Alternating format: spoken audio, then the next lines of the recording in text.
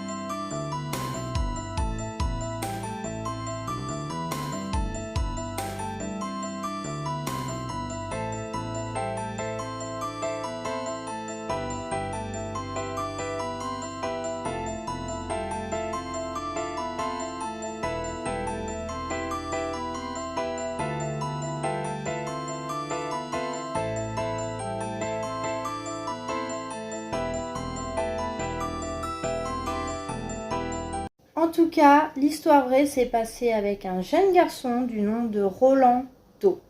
Donc, en fait, ce garçon, il a voulu garder l'anonymat toute sa vie, d'où son nom de famille, Doe. Vous savez, Doe, c'est toujours le nom donné aux personnes non identifiées ou aux anonymes. John ou Jane Doe, voilà, c'est connu. Bon, là, c'est Roland. Voilà. En tout cas, donc ce Roland Doe, en décembre 2021, eh ben, son identité, elle a été révélée au grand jour. Donc c'est Ronald Edwin Unkeler.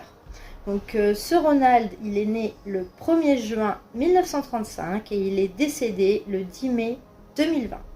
Donc il n'a jamais voulu reparler de cette histoire-là, ça a vraiment été déroutant dans sa vie, d'où son souhait d'anonymat dans l'histoire en fait. Donc là, on n'est pas dans une histoire où la personne voulait être reconnue ou se faire de l'argent.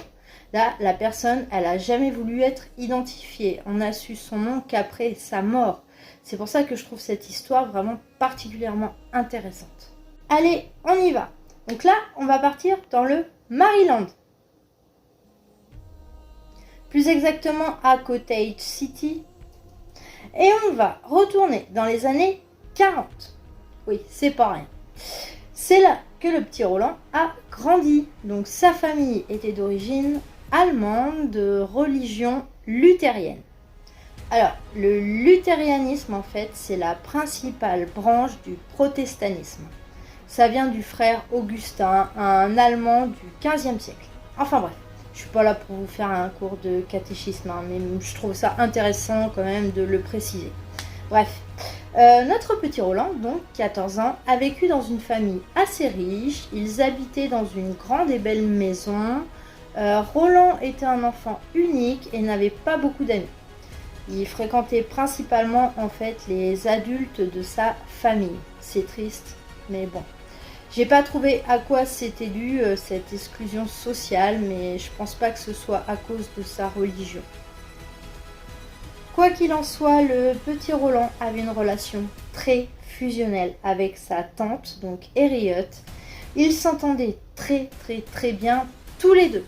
C'était une dame assez spirituelle. Elle a introduit la planche de Ouija, en fait, dans la famille. Et elle a fait quelques séances, donc, avec son neveu. Bon, il n'y a eu rien de spécial qui s'est passé à ce moment-là, hein, mais c'est vrai que Roland, il était passionné et vraiment très attiré par ce genre de pratique. En 1949, Harriet donc est décédée. Ça a malheureusement attristé Roland et il était même dévasté, hein, il n'y a pas d'autre mot. Sa tante était vraiment un de ses piliers, on va dire, dans la famille, quoi. À partir de ce moment-là, Roland a commencé à sentir des choses vraiment très étranges en fait. Il entendait des grincements qui provenaient des murs, du plancher, des meubles, enfin tout ce qui l'entourait. Il y avait des meubles qui bougeaient tout seuls, il y avait des objets qui lévitaient, enfin qui volaient quoi, vous voyez. C'était vraiment à chaque fois que Roland était présent dans une pièce en fait. Même son matelas, il bougeait tout seul quand il était en fait couché dessus. Donc voilà, donc je tiens à préciser que c'était quand même la version des faits de Roland et de sa famille, hein, qu'on soit bien d'accord. En tout cas, le petit Roland, tout ça, ça le faisait bien flipper. Donc suite à tous ces événements étranges, la famille de Roland a donc fait appel à un professionnel, donc du moins la personne la plus apte à gérer la situation, hein, parce que c'est pas vraiment reconnu par le pôle emploi, hein, ni la chambre des métiers. Enfin bref, ils ont donc fait appel au pasteur luthérien Miles Schulz. Et lui aussi, il s'est intéressé au cas du jeune Roland. Il a donc exprimé à la famille qu'il souhaitait, avant de faire quoi que ce soit quand même, inviter le petit Roland à son domicile pour dormir, en l'observant durant une nuit, enfin durant toute la nuit. Bon, alors je tiens à préciser que c'est une proposition en tout bien et tout honneur, évidemment, hein. Je sais qu'avec les prêtres d'aujourd'hui c'est difficile à croire, mais sur ce coup-là c'est uniquement pour les faits paranormaux qu'il l'a invité à dormir chez lui, hein. Bref, durant toute la nuit, le petit Roland donc a été observé par le pasteur, qui a remarqué lui aussi que des objets et des meubles bougeaient ou lévitaient tout seuls. Donc ça aurait vraiment effrayé le pasteur et il aurait affirmé donc que la situation carrément elle allait au-delà de ses connaissances et de ses capacités à régler donc ce fardeau. Il a donc suggéré à la famille de faire appel à des prêtres catholiques. Il les a donc dirigés auprès du prêtre Edward Hughes. Donc celui-ci a également évalué la situation et a donc déterminé que le petit Roland il était éligible à un exorcisme. Grosso modo, il a jugé que Roland était possédé. Voilà. Ils ont donc fait un premier exorcisme sur le loupio à l'hôpital universitaire de Georgetown. Donc c'est à Washington. Donc toujours dans le Maryland. C'était donc en 1949. Là, c'était quelque chose vraiment d'officiel, hein. Il y a eu des enregistrements, des papiers, des archives donc sur ces exorcismes en question. Il y a eu un autre exorcisme par la suite en février qui a été vachement violent. Ronald, il était attaché à son lit en fait parce qu'il bougeait trop, hein. Il a réussi à briser les liens, à briser le matelas donc sur lequel il était couché. Il a sorti un ressort du matelas, il a pris le ressort et il a lacéré le prêtre avec. Du coup, clairement, ils ont arrêté la séance 1. Quelques jours plus tard, il y a eu des marques rouges qui ont commencé à apparaître sur Roland. Donc ça formait le mot Louis, L-O-U-I-S.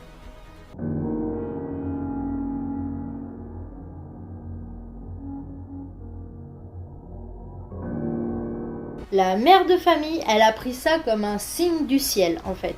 Et étant donné qu'elle avait de la famille à Saint-Louis, dans le Missouri, et ben en fait, elle a fait le rapprochement. Et elle a décidé de prendre son gamin, de prendre son fils, de partir avec son fils dans l'état du Missouri pour consulter d'autres prêtres. Rendue sur les lieux, la famille a donc consulté un autre prêtre jésuite, Walter Ayloren, et le révérend William Borden, donc qui eux aussi ont décidé par la suite de faire des exorcismes sur Roland.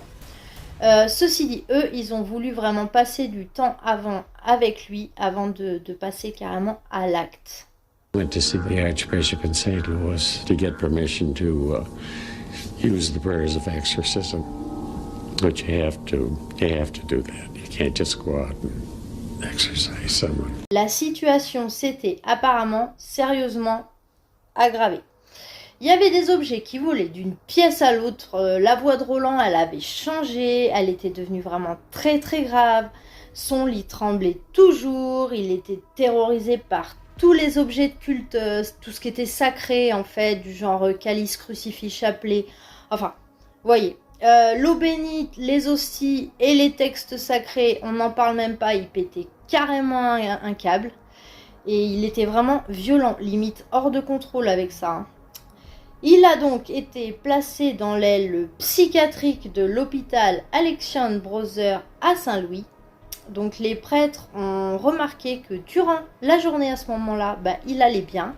Roland était lui-même, mais dans la nuit, il était possédé. Le prêtre Walter Ayloren a remarqué qu'un X est apparu donc sur la poitrine de Roland. L'ensemble des prêtres ont déterminé ce signe par le chiffre 10. Vous savez, en chiffre romain, le X. Donc, ils ont déduit que Roland était possédé par 10 démons en même temps.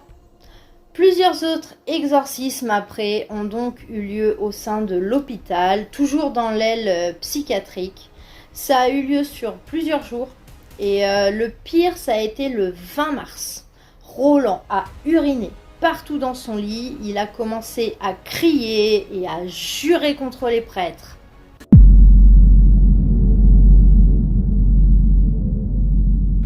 Roland a gentiment dit aux prêtres « Allez tous en enfer, sale fils de pute, sale trou du cul ». Enfin, voilà, j'ai traduit de l'anglais mot pour mot, il y en a d'autres, hein, voilà.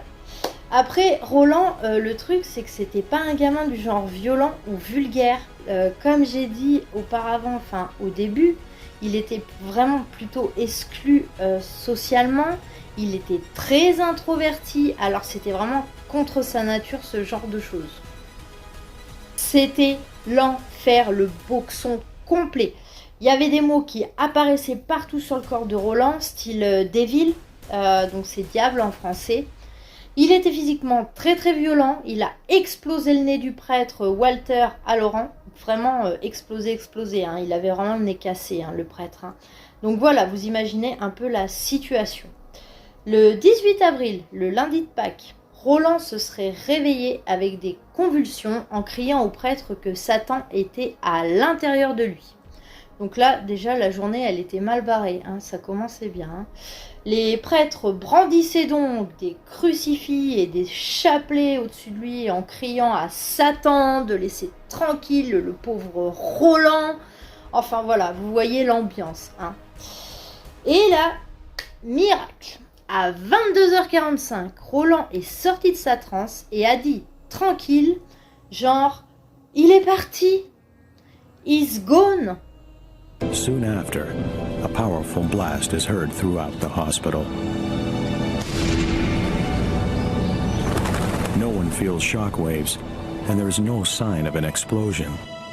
And the people across the street in the church heard it, and then all the lights went out, and then they came back on, and Richard sat up and he said he's gone. Roland a fini par dire au prêtre qu'il s'est imaginé Saint-Michel en train de vaincre Satan sur un champ de bataille.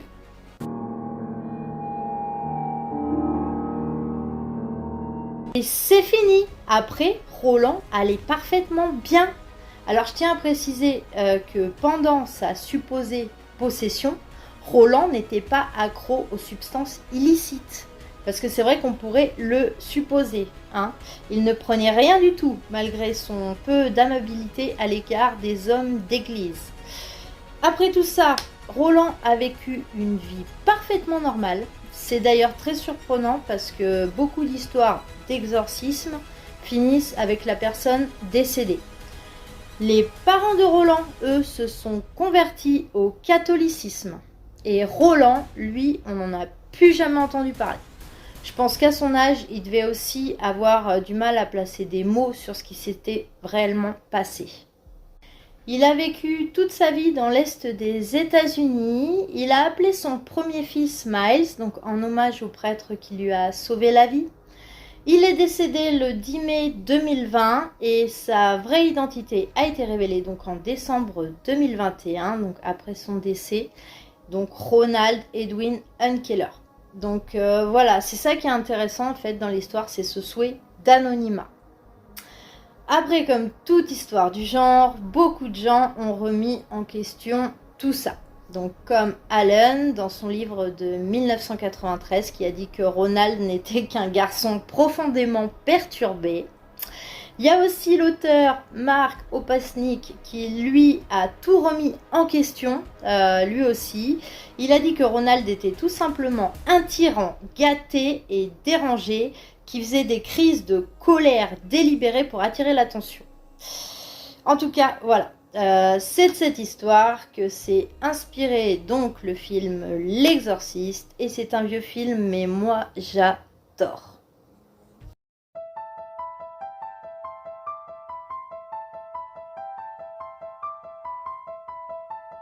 D'ailleurs, suite à la sortie du film en 1973, apparemment beaucoup de gens qui sont allés voir le film au cinéma ont déterminé que des gens de leur entourage étaient possédés.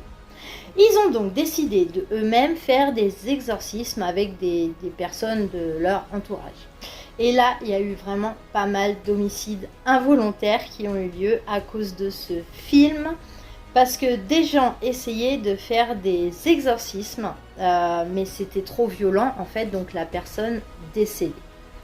Donc ça pouvait être aussi un bon prétexte, hein, la voisine du bas qui frappe toujours, vous savez, avec son balai à chaque fois que tu allumes la télé, tu vas lui faire un exorcisme et là à la fin, désolé, j'ai essayé de l'exorciser, mais en fait ça a foiré.